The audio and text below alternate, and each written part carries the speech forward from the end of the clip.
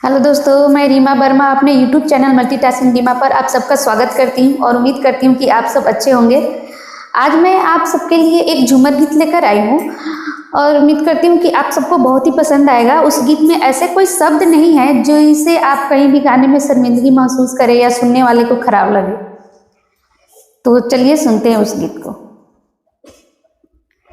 दो पैसा के भांगिया बाजार से मांगवलो हो, रगड़ी रगड़ भंगिया पिसलो एक लोटवा हो, रगड़ी रगड़ भंगिया पिसलो एक लोटवा हो, रगड़ी रगड़।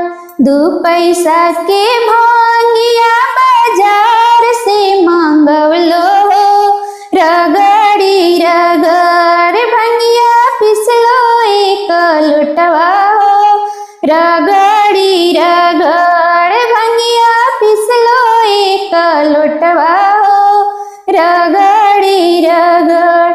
हम तुझसे पूछिले पातर पियवा हो, कैसन होला बंगाल के देशवा हो, कैसन होला ए बंगाल के देशवा हो, कैसन होला।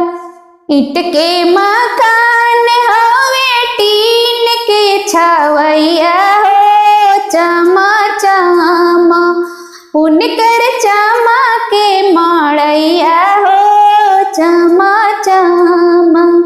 ईंट के मकान हवे टीन के छवैया हो, चमा चमा उनकर चमा के माड़ैया हो, चमा चमा उनकर चमा के माड़ैया हो, चमा चमा।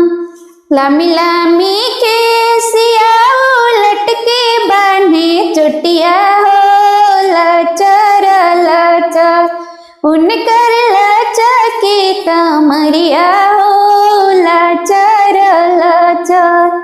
लमी लमी के सिया उलट के बांधे चोटिया हो, लचर लचर उनकर लचके कमरिया हो, लचर लचर।